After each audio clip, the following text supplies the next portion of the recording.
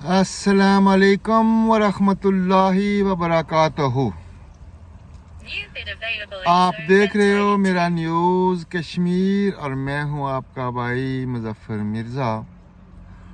दोस्तों, आज कल मौसम है तहरीक इंसाफ को छोड़ने का, बल्कि आप ऐसे कह लें कि आज कल मौसम है तारीख इंसाफ से लोगों को निकालने का।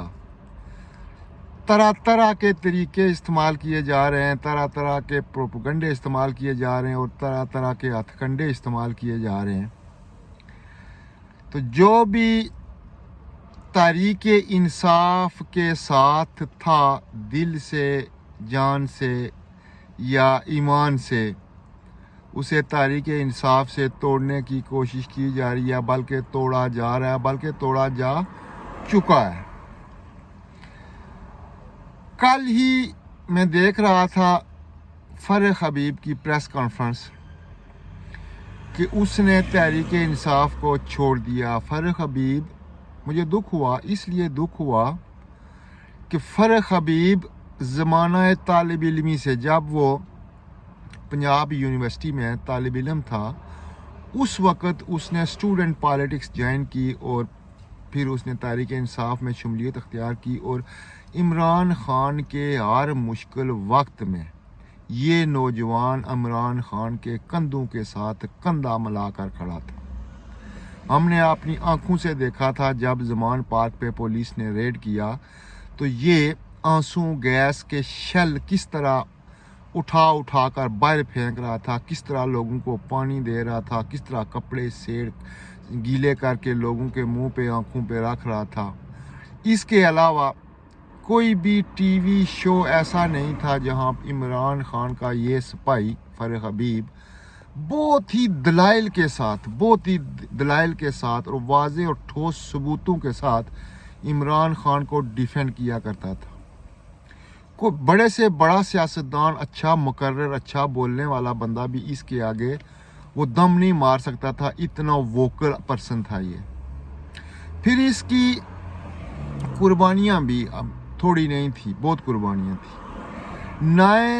9 मई के बाद चंद बंदों में से फरख हबीब भी था जो इसने इमरान खान के लिए स्टैंड किया और वो अपनी बात पे कायम रहा और वो डिफेंस करता रहा इमरान खान को कि 9 मई जो है ये प्लांटेड थी, ये किसी और का एजेंडा था, ये किसी और सिस्टम के तहत ये किया गया था। एक ख़ास पार्टी को, एक ख़ास पार्टी के लीडर को, जो पाकिस्तान का मकबूल तरीन लीडर था, उसको सियासत से आउट करने के लिए और गंजा बरादरान का रास्ता साफ करने के लिए ये एक साजिश की गई थी, जिसके वाज़ेह सबूत भी थे। कुछ वीडियोस भी हैं और वीडियो में भी जो लोग आइडेंटिफाइड हुए हैं उन पे तो जो केस चलेगा, लेकिन कुछ हैरत अंगेज़ वाक़यात ऐसे भी थे 9 मई में कि किस तरह कोर कमांडर के घर पे हमला होता है और वो कोर कमांडर जो चारों तरफ से मसल्ला होता है, जिस पे गार्ड होते हैं, जिस पे हर वक्त चाक व चौमद दस्ते होते हैं हिफाजत करने के लिए, वहाँ पे लोग किस तरह जाते हैं, ऐसे जैसे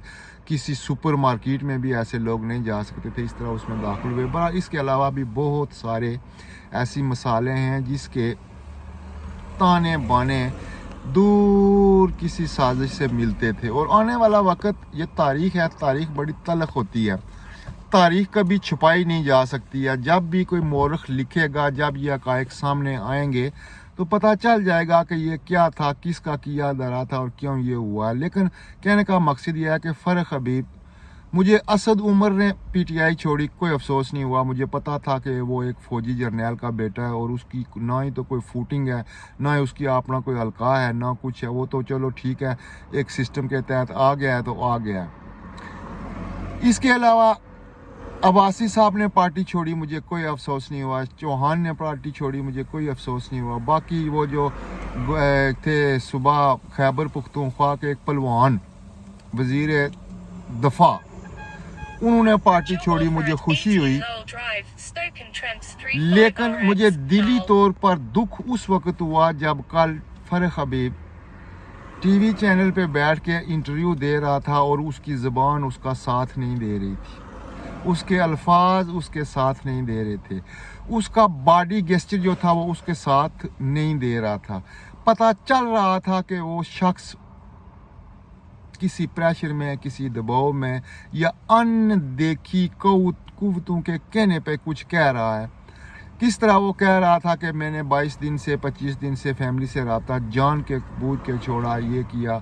اس کی ساری دلیلیں جو تھی نا وہ بناوٹی تھی، آرٹیفیشیل تھی. دوستو، انسان کا جب بھی انسان آپ کے سامنے بیٹھا ہو، چاہے وہ جس بھی کماش کا ہو، جس بھی ذات کا ہو، جس بھی کلاس کا ہو، جب وہ بات کرتا ہے تو بالکل کم عقل رکھنے والا بندہ بھی وہ سمجھ جاتا ہے کہ یہ کیوں بول رہا ہے، اس کی پریشانی کیا ہے، اس کی ٹینشن کیا ہے. تو جب فرق حبیب کی میں نے گفتگو سنی تو مجھے تو پہلے جو یقین تھا وہ یقین پختہ ہو گیا کہ یہ بندہ دل سے نہیں کہہ رہا، پریشر میں کہہ رہا ہے.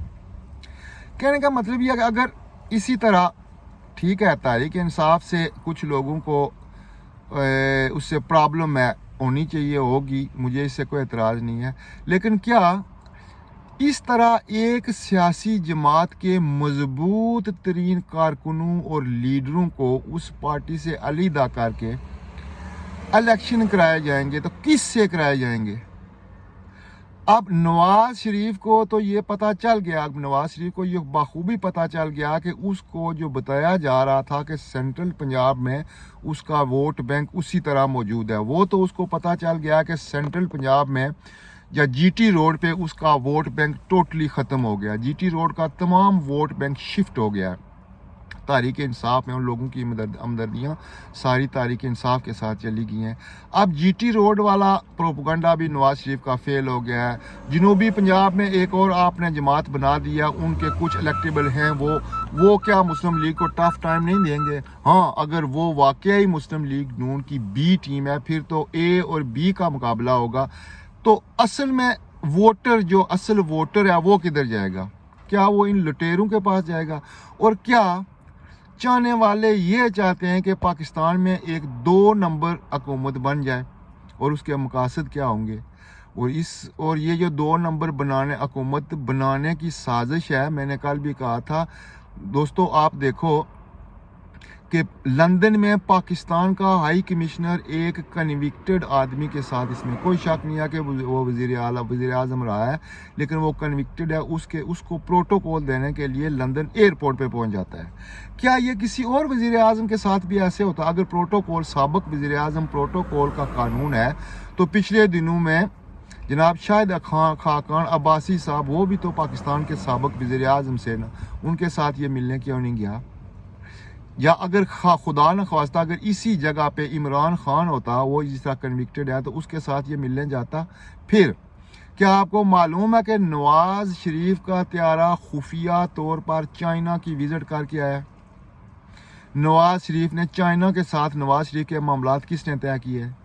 کل سعودی پرنس کے ساتھ جو نواز شریف کی ملاقات کی، نواز شریف کو بہت دیر انتظار کرنا پڑا، نوکروں کی طرح باہر دروازے پہ انتظار کرنا پڑا، لیکن وہ ملاقات بھی ہوئی، انہوں نے بھی گرین سگنل دیا. قطر جا رہا ہے، قطر کے ساتھ معاملات کس نے طے کرائے ہیں؟ سعودی عرب، قطر، چائنا اور میڈل ایسٹ کے اور جو ممالک ہیں ان کے ساتھ معاملات طے کون کرا رہا ہے؟ کیا یہ معاملات طے کرانے والے آپ نے اوپر وہی دبا نہیں لگائیں گے جو اس سے پہلے باجوہ پہ لگا ہے؟ باجوہ صاحب کو آپ پوری دنیا میں منہ چھپانے کی جگہ نہیں مل رہی ہے. اس کے علاوہ جنرل فیض کا جو اشر ہوا ہے وہ بھی آپ کے سامنے ہے. تو کیا یہ جو آج کل موجودہ لوگ ہیں یہ بھی اپنا انجام اسی طرف وہ انجام وہی کرنا چاہتے ہیں جو اس سے پہلے ان کے پہلے ہوا ہے؟